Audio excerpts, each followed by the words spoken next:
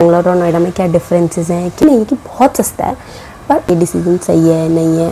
तो यस, आई मिस बेंगलोर क्योंकि hi guys, welcome to my YouTube channel. तो माई सेल्फ यामिनी। आपको वीडियो का टाइटल देख के समझ आ गया होगा कि ये वीडियो किस बारे में होने वाली है।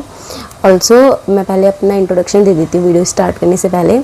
सो I am a software developer working at Noida. तो पिछले 1 साल से मैं नोएडा पे काम कर रही हूँ और उससे पहले 2 साल मैं बेंगलोर रह चुकी हूँ। तो आपको टाइटल देख के समझ आ गया होगा कि यहाँ पे मैं बताने वाली हूँ कि मैं पिछले 1 साल से जो नोएडा आई हूँ, तो बेंगलोर और नोएडा में क्या डिफरेंसेस हैं, क्या है, जो भी है सब कुछ अपने पर्सनल एक्सपीरियंस से। क्योंकि जब मैं पिछले साल नोएडा शिफ्ट होने का सोच रही थी तो उस टाइम पे मेरे दिमाग में बहुत सारे थॉट्स आए थे कि ये डिसीजन सही है नहीं है। तो मैंने भी बहुत यूट्यूब वीडियो देखी थी, तो मैंने सोचा कि क्यों ना जो मेरे थॉट थे उन्हीं बेसिस पे एक वीडियो बनाया जाए। और आई थिंक अब मुझे 1 साल पूरा हो गया है मार्च में, तो ये राइट टाइम है वीडियो बनाने का। I know I am late but let's see. तो मैंने ऑलरेडी पॉइंट्स लिख दिए हैं जिनके बेसिस पे मुझे कंपैरिजन करना है नोएडा बेंगलोर। ये दिख नहीं रहा है शायद यहाँ पे, नोएडा और बेंगलोर का। तो सबसे पहले मैं एक चीज़ क्लियर कर दूँ कि मैंने अपनी कंपनी की बस लोकेशन चेंज करी थी, मैंने अपनी कंपनी चेंज नहीं करी है। तो मेरी जो कंपनी है उसकी लोकेशन बेंगलोर में भी है और नोएडा में भी। तो बस मैंने बेंगलोर से नोएडा मूव हुई हूँ, मैंने कंपनी चेंज नहीं करी। मैं वो सही इंसान नहीं हूँ जो आपको ये बता सके कि जॉब अपॉर्चुनिटी नोएडा में ज़्यादा है, बेंगलोर में ज़्यादा है, जहाँ भी है वो सब। I am not the right one.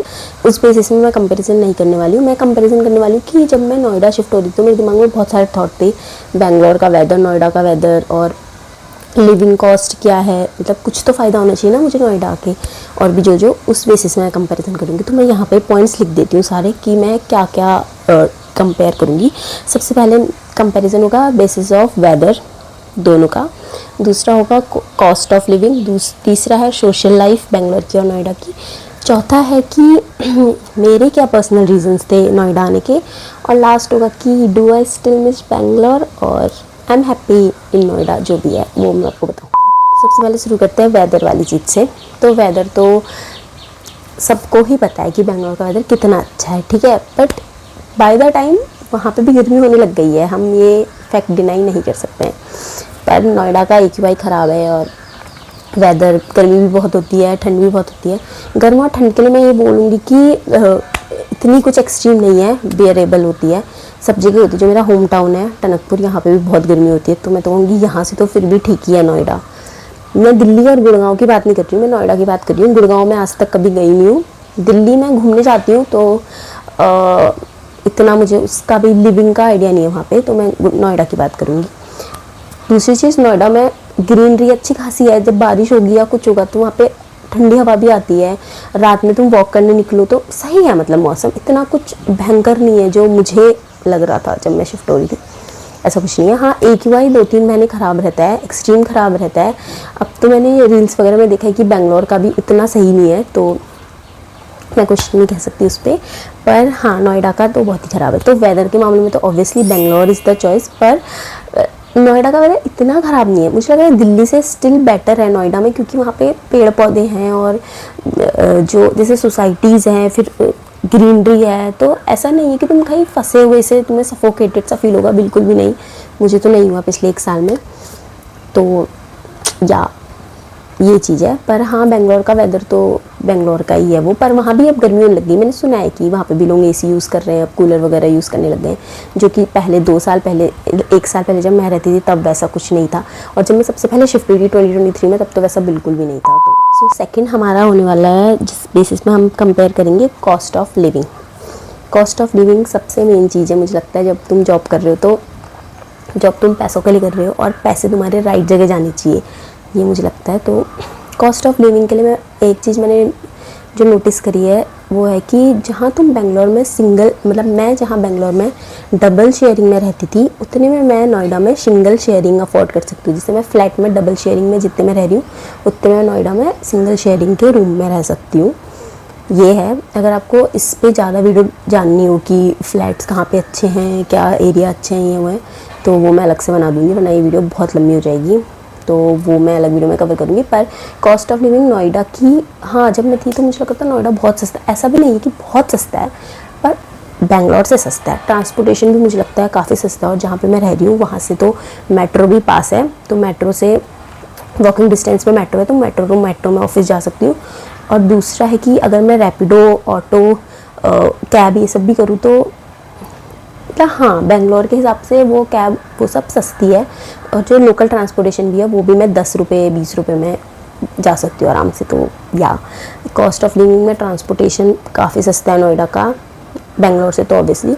दूसरा जो मैंने बताया कि जहाँ मैं डबल शेयरिंग मैं उतने दे के रहती थी, उतना मैं नोएडा में सिंगल शेयरिंग में रह लेती हूँ, ठीक है। और बाकी तो ग्रॉसरी वगैरह तो वो सेम ही होती है, क्योंकि वहाँ भी हम ऑनलाइन ही ऑर्डर करते थे, उतना ही 30 रुपये का टमाटर आता था, यहाँ भी 30 रुपये का टमाटर आता है, तो ग्रॉसरी वगैरह ऑलमोस्ट सेम है। खाने के ऑप्शंस नोएडा में, अगर तुम नॉर्थ इंडियन हो तो ही ये वीडियो देखना प्लीज़, मतलब तो आपके लिए ज़्यादा रिलेटेबल होगी।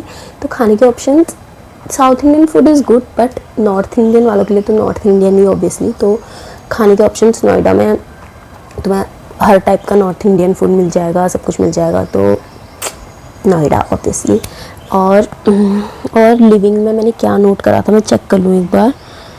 और एक और चीज़ मैं बताती हूँ कि जैसे जितना मैं वहाँ मतलब स्टैंड अलोन बिल्डिंग में रहती थी डबल शेयरिंग में, उतने में मैं यहाँ एक अपना रूम है, मेरा पर्सनल रूम शेयरिंग फ्लैट में, उस पर वो भी सोसाइटी के अंदर, गेटेड सोसाइटी। बेंगलोर में तो मैं कभी सोच भी नहीं सकती कि मैं गेटेड सोसाइटी में रहूँगी, क्योंकि वहाँ पे बहुत महंगी है सोसाइटी, स्टैंड अलोन इतना महंगा है। पर यहाँ पे मैं गेटेड सोसाइटी में रहती हूँ, स्विमिंग पूल, पार्क, जिम, सारी फैसिलिटीज़ हैं। अब वो अलग बात है मैं यूज़ करती हूँ या नहीं, पर सब है। और सबसे बेस्ट क्या कहती हूँ मैं, हाँ, गेटेड सोसाइटी है, तो ये बहुत डिफरेंस है कि वहाँ से और यहाँ में। मैं सोशल लाइफ के बारे में बताती हूँ, ठीक है। मेरी कोई सोशल लाइफ नहीं है गाइस, मैं वीकेंड में वीडियो बनाती हूँ या मैं सोई रहती हूँ ऐसे सब। पर सोशल लाइफ की बात करें तो बेंगलोर की नाइट लाइफ ये सब बेंगलोर की अच्छी है। मैं नोएडा में कभी रात में से बाहर गई भी नहीं, हाँ कभी मूवी देखने चले जाती हूँ, पर वो भी 10 साढ़े 10 बजे तक वापस, ऐसे रात में मैं कभी नहीं गई हूँ।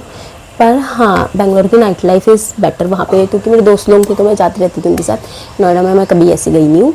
दूसरा, कैफ़े वगैरह की बात करें तो कैफ़े नोएडा में भी काफ़ी सुंदर है। मैं बेंगलोर में भी कभी कैफ़े नहीं गई, पर नोएडा में अब वीकेंड में कहीं घूमने जाना नहीं होता तो कैफ़े ही जाना सही रहता है। इतनी गर्मी में कहीं जाएगा इंसान, तो कैफ़े चल जाओ। तो हाँ, यहाँ पे मैं काफ़ी कैफ़े जा चुकी हूँ 1 साल में, मतलब बेंगलोर के कंपैरिजन। तो हाँ, काफ़ी अच्छे कैफ़ेज़ हैं यहाँ पे, सुंदर, अलग अलग थीम के सब कुछ है। अगर उस पर भी आपको जानना है मोर डिटेल में तो मैं वो अलग से वीडियो बना दूँगी, इसमें तो बहुत ज़्यादा कवर हो जाएगा। तो सोशल लाइफ, नाइट लाइफ कहें तो बेंगलोर की बेटर है, पर वैसे कहें अगर कि कैफ़ेज़ वगैरह ये सब, तो वो सब नोएडा में भी है। और एक और पॉइंट में सोशल लाइफ वाले में ही ऐड कर देती हूँ, शॉपिंग वगैरह के लिए तो सरोजनी नगर, नोएडा, दिल्ली, गुड़गांव, इनकी कनेक्टिविटी इतनी अच्छी है कि सरोजनी नगर ये सब जगह तुम शॉपिंग के लिए जा सकते हो। अगर तुम मेरी तरह ज़्यादा महंगे शॉपिंग वाले इंसान नहीं हो, मुझे स्ट्रीट शॉपिंग ज़्यादा पसंद है एज़ कम्पेयर टू मॉल में जाके शॉप करना, या ठीक है। तो ये सब चीज़ें काफ़ी यहाँ पे मुझे काफ़ी सही लगी as compared to Bangalore shopping वगैरह। तो कैफ़े, सोशल लाइफ का बता दिया, कैफ़े वगैरह हो गया, और शॉपिंग का भी हो गया। खाना तो मैंने ऑलरेडी बता दिया कि नॉर्थ इंडियन हो अगर तुम तो बेंगलोर और नोएडा में तो नोएडा ही जीतेगा। मेन चीज़ है कि मेरा क्या रीज़न था शिफ्ट होने का, ठीक है। तो मेरा रीज़न था, मेरा सबसे पहला रीज़न था कि नोएडा मेरे घर से, बेंगलोर मेरे घर से काफ़ी दूर है, मतलब मैं उत्तराखंड में हूँ। उत्तराखंड में भी मतलब दिल्ली से अगर मैं लगाऊँ तो दिल्ली से मेरा घर ओवरनाइट लगता है, पूरा 7-8 घंटे लगते हैं, ठीक है। तो अगर मुझे घर आना है तो मुझे पहले दिल्ली आना पड़ता था, फिर दिल्ली से यहाँ, या फिर बरेली आना पड़ता था, बरेली से यहाँ। तो मेरे घर तक का कोई डायरेक्ट फ़्लाइट नहीं है। तो ये था कि मैं बेंगलोर से आना जाना, और काफ़ी मतलब वो पैसे खर्च होते थे उसमें, क्योंकि फ़्लाइट की टिकट तुम्हें पहले से ही डिसाइड करनी है, और अब तो बाय द टाइम फ़्लाइट्स भी इतनी महंगी हो गई हैं कि तुम, हाँ, मेरा रीज़न था ये कि फ़्लाइट की टिकट बहुत महंगी है, तो मुझे थोड़ा घर के पास आना था। और मेरा वर्क फ्रॉम होम होता है, मतलब परमानेंट नहीं है, मतलब पूरा वर्क फ्रॉम होम नहीं है, रिमोट नहीं, हाइब्रिड है। तो हाइब्रिड में मैं ये कर सकती हूँ कि जब मेरा ऑफिस है तो मैं वहाँ से कर लेती हूँ, बाकी मैं घर आ जाती हूँ। तो ये चीज़ मैं बेंगलोर में यूज़ नहीं कर पा रही थी, वर्क फ्रॉम होम वाली चीज़, पर यहाँ पे मैं इसका फ़ायदा उठा सकती हूँ। तो ये 2 मेरे मेन रीज़न थे कि मैं अपने घर जा पाऊँगी।